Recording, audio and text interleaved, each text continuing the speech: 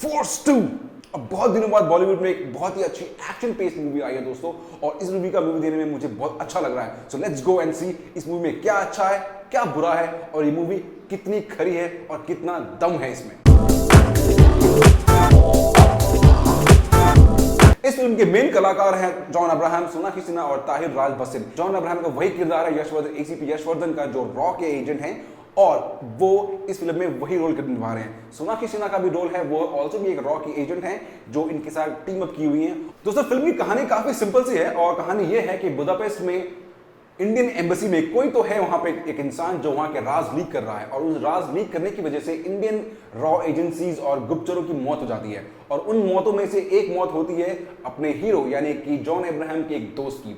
अब John Abraham को उनकी टीममेट मिलती हैं केके यानी कि सोनाक्षी सिन्हा, और इन दोनों को मिलके वो राज को सुलझाना है कि कौन है और क्यों ये सारा राज लीक कर रहा है जिसकी वजह से इन लोगों की मौत हो रही है। ये है कहानी, फिल्म की कहानी का promise, and that exactly is what the movie is all about.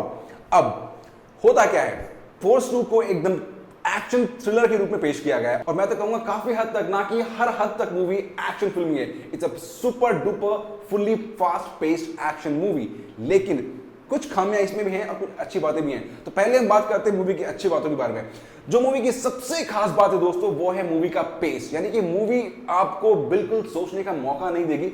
Movie में जैसे बॉलीवुड मूवीज में, जैसे बेसिकली हर मूवीज में लूप होल्स होते हैं, कैरेक्टर डेवलपमेंट नहीं होता, या कहानी में कई छोटे मोटे बातें रह जाती हैं, लेकिन इस मूवी की खास बात यह है, जो मूवी की जान है वो है pacing.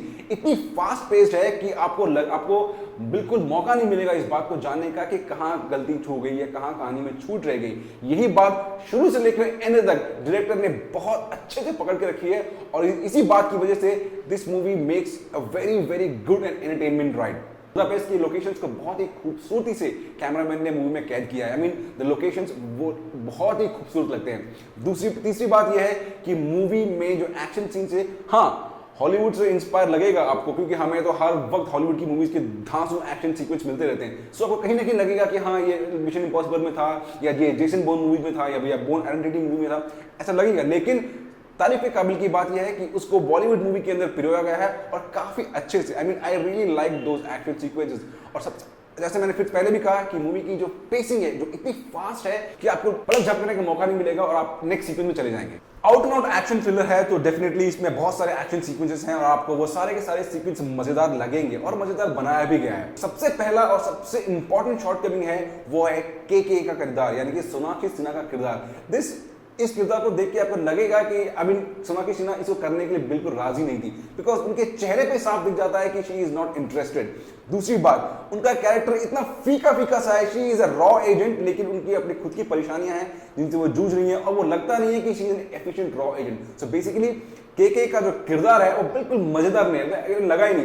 It is just like अ बड़ी कॉप, और साथ में बड़ी कॉप के बजाय उन्होंने एक लड़की को रख दिया है, शायद फिल्म में इमोशन डालने के लिए या जान डालने के लिए, जो भी कहे वो बिल्कुल जमा नहीं। के यानी सोनाक्षी सिन्हा का किरदार बिल्कुल मजेदार नहीं था। दूसरी बात, स्क्रिप्ट बहुत सिंपल और सीधी सी है, इसको थ्रिलर और एक्शन नाम दिया गया है। एक्शन में इट स्कोर्स 9 आउट ऑफ 10, लेकिन थ्रिलिंग एलिमेंट में इट डज नॉट, क्योंकि कहानी सेकंड हाफ के बाद एकदम क्लीशे से भर जाती है। आपको पहले पता चल चुका है कि कौन क्या कर रहा है, कैसे कर रहा है, क्यों कर रहा है, लेकिन जो कैट माउस और जो चूहे बिल्ली का जो खेल चलता है, लेकिन सेकंड हाफ के बाद आपको लगेगा कि हाँ ये क्यों ऐसा कर रहा था, मतलब इस कहानी का मोटिव क्या था, या उस विलेन का मोटिव क्या था, या ये सब सारी बातें क्यों हो रही थी। तो इसका जो एक्सप्लेनेशन है वो बहुत ही फीका फीका सा है, तो वो आपको थोड़ा सा चुभेगा। John Abraham as usual he looks fabulous, और आपको पता है कि उन्होंने जबरदस्त बॉडी तो बनाए रखी है, सो डेफिनेटली डायरेक्टर वो मौका कैसे छोड़ सकते हैं जहां उनकी शर्ट ना उतरे। सो डेफिनेटली वो सब सीन्स भी हैं जहां जॉन अब्राहम अपनी शर्ट खोल देते हैं, उनमें धांसू बॉडी दिखाते हैं, एक्टिव सीक्वेंसेस हैं, स्लो मोशन है।